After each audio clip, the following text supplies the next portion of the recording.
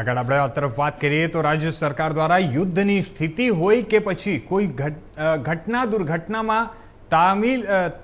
તાલીમબદ્ધ સ્વયંસેવકો ઊભા કરવા માટે પસંદગી પામેલા યુવક અને યુવતીઓને સિવિલ ડિફેન્સની તાલીમ આપવા માટે આવશે અને જે અંતર્ગત દેશપ્રેમથી છલકતા નાગરિકો આજે ફોર્મ ભરવા માટે ઉમટી પડ્યા હતા અને જણાવી દઈએ કે આ ફોર્મ ભર્યા બાદ ઓનલાઈન એન્ટ્રી કરવામાં આવી હતી અને સિવિલ ડિફેન્સમાં સ્વયંસેવકોના રજિસ્ટ્રેશન માટે આ યોજાયેલા કેમ્પમાં કલેક્ટર પ્રવીણ ચૌધરીએ પણ મુલાકાત લીધી હતી અને જ્યારે જિલ્લા પંચાયત પ્રમુખ હસમુખભાઈ પટેલે પણ સેલ્ફ ડિફેન્સમાં સેવાઓ માટે પોતાનું રજિસ્ટ્રેશન કરાવ્યું હતું અને જણાવી દઈએ કે આજે આણંદ સહિત સમગ્ર જિલ્લાના દરેક તાલુકા મથકે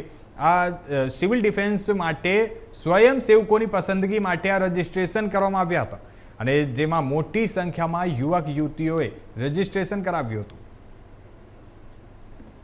આજરોજ સમગ્ર જિલ્લામાં તમામ તાલુકાઓમાં સિવિલ ડિફેન્સ વોલન્ટિયર્સની નોંધણી કરવામાં આવી રહી છે। જિલ્લાના લોકોનો ખૂબ સારો પ્રતિસાદ મળ્યો છે। ખૂબ મોટી સંખ્યામાં અહીંયા અત્યારે પોલીસ આણંદ જિલ્લા ખાતે ડીએસપી કચેરી ખાતે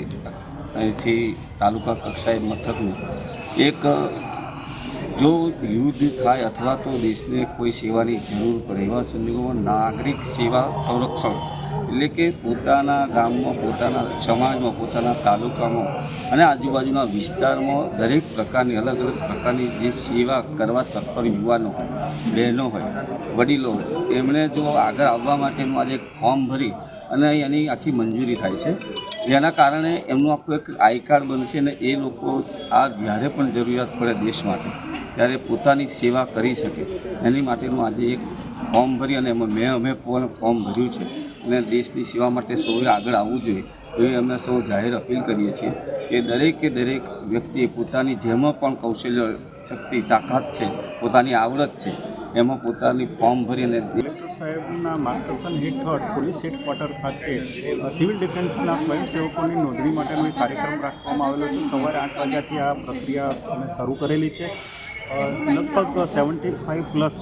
સ્વયંસેવકોએ પોતાની નોંધણી કરાવી દીધેલી છે। 200 ઉપરાંતના સ્વયંસેવકો અત્યારે નોંધણી માટે ફોર્મ ભરી રહેલા છે,